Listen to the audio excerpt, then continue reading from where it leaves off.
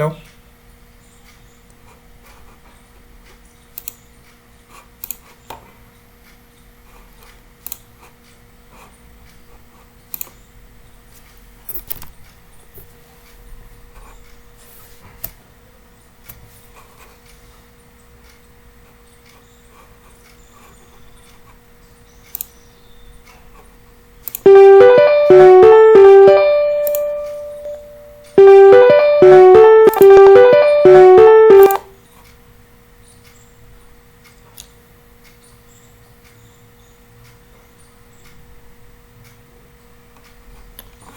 Some audio issue.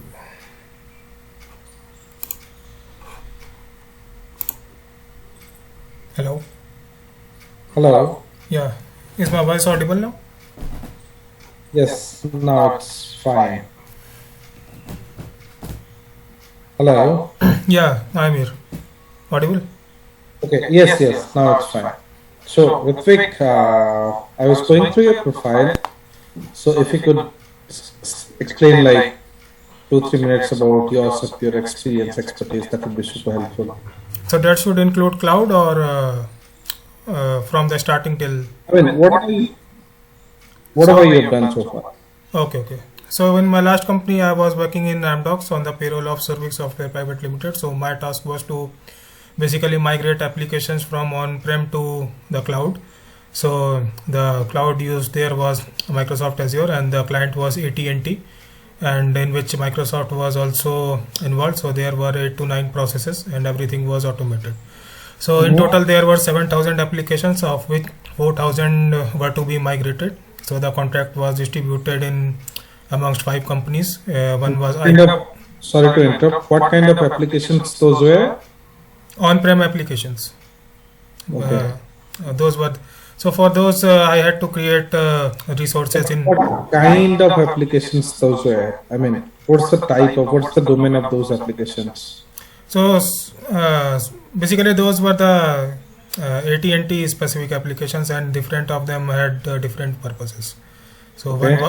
so let's say if I have created a server, so in which some of them PHP related, some of them IIS related.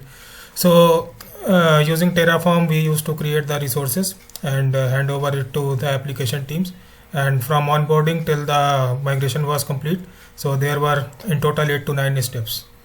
Another one was BSSC project. That was a very fast project in which there were 1,000 VMs, and there were around 300 to 400 people were involved in that. So that were distributed among different parts. So my task was to get in touch with the application team in the morning time, and whatever changes they have pushed in the Nexus repository, I have to pull them in the Bitbucket, and whatever the changes are based on the Word document. So I have to update those changes, run Jenkins CI/CD, and deploy those resources on the daily basis. And if any error is coming, Sorry to stop in between again. Can I ask question in between, right? yes. Okay.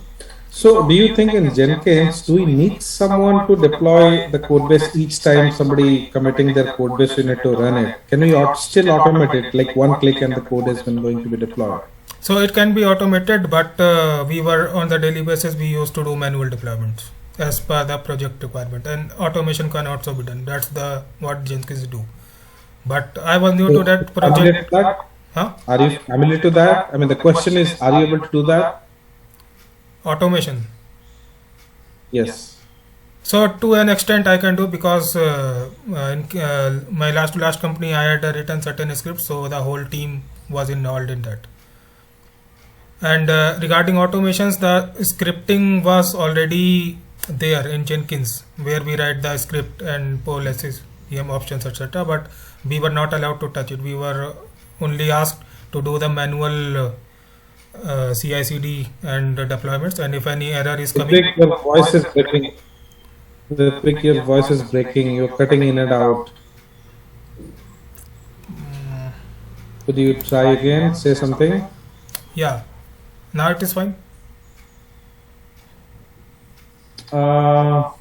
It's still the same.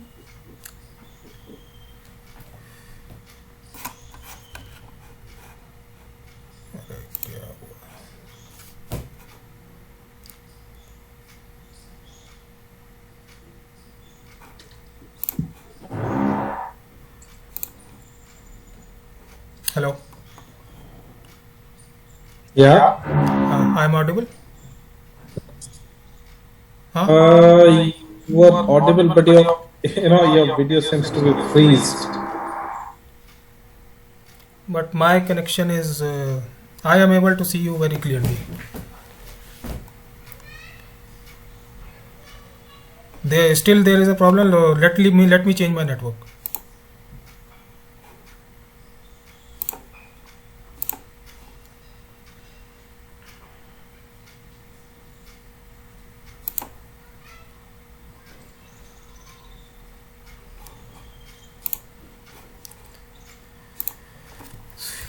I think let's try, okay, for a few minutes. Yeah, you were saying something. Sorry. Let's try doing this. If I need to, I mean, for that to occur, I'll let you know. Okay. So I have changed my network. So now it is fine. Yeah, it's fine now. Okay. There was some network issue. Yeah. So we were talking about the Jenkins. So after the changes were done in the bid bucket. So after that they were need to be committed manually, and after that we had to send the report to our project manager on the daily basis. Other than that, that project included a lot, but we were not the part of it. Okay. How far you are into Terraform? Please pardon, your voice is not audible. I mean, I'm asking how familiar you are into Terraform. In Terraform, basically, we had a skeleton code that was known as Jump Start Kit, and we used to get the naming conventions from the testing team. So, and according to that, there were various files, like one for TFVAR file, so one for load balancer, say one for database, and after that we used to make the code, and in variables we had dependencies and the resources which we wanted to deploy. So those were marked as destroy is equals to false, otherwise true, and those were connected to the Azure portal using a PAT token. So if I'll ask you, let's say I want you to write a script in Terraform, so that let's say I want to create one ECS for it, and then you want load balancer, I want an RDS connect, I want S3, you are hello. Tell me, can you hear me?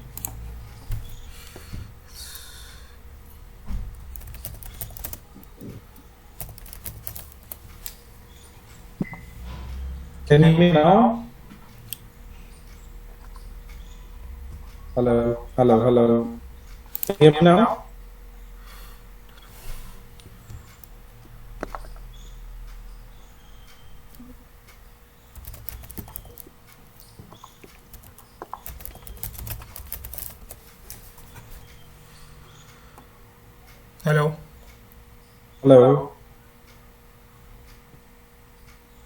Hello.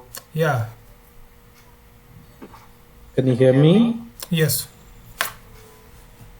I was asking, let's say I'll ask you to set up a script where I want an ECS target, an RDS, S3, load balancer, all VPC and everything to be configured through Terraform, and so that I can run the script again and again to create some sort of infrastructure in the future. How much time do you think it's required, and how do you do it? So as far as MDocs was concerned, like I have told you, we had different files for different types of resources. So we used to make those resources and push that code into the cloud, and after that those resources were reflected, and after all the resources were deployed, then we used to create the VMs. But if we want to create it again and again for the backup purpose, we used to keep the code in our laptop only, and otherwise those were stored in the Azure, or otherwise there was a tool which I was not using because I was responsible for creation of Windows VMs using Terraform. So a Packer was a tool there which was used. So if even we lose our VM, But that was the Linux part. So using Packer, we will get that image back along with all the configurations. But So my as question per was my slightly different. Sorry, my question was slightly different. I mean, if I ask you to write fresh script in Terraform, how do you do it, and how much time do you think it is required? timing, though, I don't know. And in Terraform, I have not written such type of scripts. I have created the resources only. Okay, okay. So actually, Ritwik, to be very honest, I mean that was my main point. I wanted to ask. So we are actually. I mean, you might be wondering why I'm getting the first round of call. So primarily, we are finding someone who can contribute to us more into infrastructure and services, Hmm. who would have hands-on experience on Terraform to write down all the scripts, and we can give a digital state, like we can have a proper GUI for that, so that we can give it to any engineer. Probably they will just click, and probably the setup is done. And AWS interface is again click, click, click, but that's a bit tricky. I mean, that's a bit still technical, right? I mean, one engineer might not get all the details on his end, Hmm. but if you'll give them interface, probably in simple HTML, PHP script, they can go and create all this infrastructure with click, click, click. So that's a kind of requirement we have now. Okay, so regarding scripts, there was one script which was given from to us from the golden images only. So if there was any configuration in Windows Server, so if the VM is lost, so that script was added. I mean, the if I talk about the script, so the skeleton of the script was common in all the applications, and we had to do the changes accordingly. But from the scratch, I was not supposed to do the scripting part. Yeah, I mean that's your current state of mind and current state of work. Right? Hmm. Yeah, I mean, my question is, are you able to write up a script like it? If it, I'll tell you, it's a blank canvas project for you. How do you do it? So first of all, we will check the requirement. What exactly is the requirement, and we will try Well, to. I just told you, Uh, we need to create an AS target with load balancer, having a connection with RDS and DynamoDB, and S3 for some storage, backups, or something. mhm. And with my VPC with all security groups to be enabled and everything. I mean, the default security groups needs to be changed on something like this. The requirement is. So all these are the resources which are related to AWS, and similarly I had created on Azure, and basically that was different TF-var file for different resource, and I used to deploy on the cloud. But that was not exactly a script; it was a code, and it was a AT&T specific code from Visual Studio to Azure. Got it? So in that way, I have created a lot of resources. But using the scripts, scripting is something when we want any automation kind of thing, like when we are creating an That's EC2. exactly what we're looking for. Hello. Yeah, I'm saying that's exactly what we're looking for. Okay. Yeah. Hmm. So my question is, look, I mean, still we can have this. I mean, we can have a further round. I mean, technical round of interview. But I want to understand from you. I mean, as I'm screening, I want to understand from you how comfortable you are, and are you interested for these kind of fields that we are doing? Yeah, if any KT is provided, or because in Amdocs I had got all the trainings initially, and after that my work had started, because AT&T had an specific. They were very specific about. I mean, migration of applications were specific there, and it had 8 to 9 steps. So scripting is I mean very vast thing. There is Python scripting and shell scripting and other kind of scripting. So before that, while I was working in KMG, so when we launch an EC2 instance in AWS, so we have a user data script. So so if we want to install anything before that, so small scripts I used to create there. And other than that, if there is any big script, so if I am stuck somewhere, so for that we used to approach our team leader or any senior engineer. And same was in Amdocs also, because if you are stuck somewhere, you have to call administrators of that area. Like if I am facing a problem in Linux, so I am not a Linux administrator basically, so I will have to ping my administrator level person. So that's the thing. But do you think Linux administrator can do all of it? No. I was just giving an example. Okay, got it.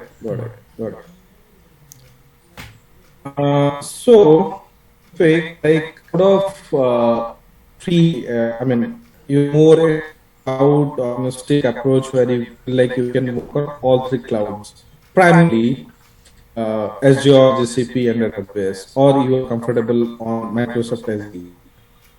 No, GCP I don't know. I know AWS and Azure. Okay. GCP I have. Are you familiar? Okay. Are you also familiar to AWS pipeline, commit, everything? No. AWS basically what happens is, like if I talk about the EKS, Azure Kubernetes, Elastic Kubernetes Service, so that is very cumbersome to use. So if we have to use any like automation tool like Docker or Kubernetes, so I have always created in KMG EC2 instances or respective server, install all of them and then used in an independent way. Have you worked on ECS? Elastic Container Service. Yes. It is a basically AWS dependent, so in ECS I have not worked. Okay. I have always installed independent servers and then configured everything.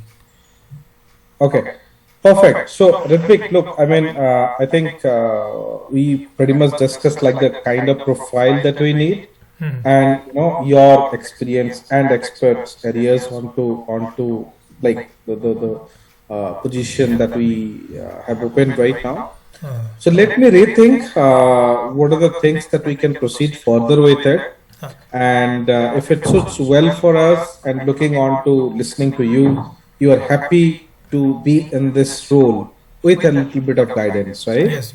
If someone is there to help you onto that, then you can do it. And what I understood from our discussion is you are familiar to Terraform, but you are not like expert into it. If someone can help you, probably you can run all the scripts and everything to automate infrastructure and service pretty much, which can be used in all cloud. Doesn't matter GCP or Azure or AWS. So basically the role is we have to write the scripts in Terraform, and most 70% it is for cloud automation. Okay. And 30%, everything cannot be automated, right? So 30% of things still needs manual effort. Like, okay, you created something, but the backups is not been done through automation. So you have to do that manually. Stuff like that. Okay. So I have another question. So you might you might have written certain scripts. So I have been in touch with the software developers who are hardcore developers. So if they are asked to develop any software, so they take the code from here and there and do the modifications. From the scratch, it is never done. So likewise, my question is that in your company, you are writing scripts from the scratch or taking the code from somewhere? Because if I talk about myself, so we used to take the skeleton code was known as Jumpstart Kit. So that yeah, that's a very good question. Look. It all depends on the kind of, if I'll talk about application perspective, okay? So let's say, in Studio Graphene, we are not married to any technology like Java, Node, PHP, Python, .NET, blah, blah. But we actually work on to a lot of tech stacks, okay? Oh. So, and we have a set of reusable components. We have a set of code library with us. That's with us in our repository. So, say for example, something is built as an npm packages, and the way it has been developed is a modular component. If that can be used onto multiple processes, hypothetically, I'm giving an example. Let's say we need to have a calendar pop up, okay, with some sort of calendar we need to do it. You write the script once, you create a package of it, you put it somewhere on the GitHub or in NPM. We can use it any time onto your applications. That's how we do. And for a few textures, we have a few boilerplates. Means the basic skeletons are there. So you can take the skeleton and you can start writing your code onto that. Now coming back to your stuff, yes, I mean, that's fine. If you have some templates ready with you and you know what are the changes that needs to be done in the template itself, we're fine with it. I mean, yes, that's, then you're reusing the code base. So you should welcome that. I mean, we have no complaint. In fact, we would be happy if we can use some pre-existing code base which is validated and it's been properly written. Mm-hmm. I hope I answered your question, Ritvik. Yes. Okay, got it. Okay, perfect. So Ritvik, let me rethink about it, and I'll share my feedback with Sonia. She will get in touch with you, and I mean, this is a screening round, to be honest, and then probably in the next round you would have a proper technical round where you might have I mean, you'll be asked a lot of technical questions onto cloud, Terraform, stuff like that, and if everything goes well, I mean, you'll be onboarded or something. Oh, okay. Yeah? Yes. That sounds good to you? Yes, very good. Basically, if I am selected, so from the scripting side, I have a lot of exposure. Exactly. I mean, like so it will be a great learning because I am a hardcore. From my previous experience was from desktop support and hardcore networking. So after I got into the cloud, I have started learning scripting, and in future I am planning to learn Python scripting. Perfect. That's really nice. Okay. Perfect. Thank you so much, Ritvik. Thank you for your time. Have a great day. Thank you, sir. Okay. Bye. Perfect. Thank you. Bye. Okay.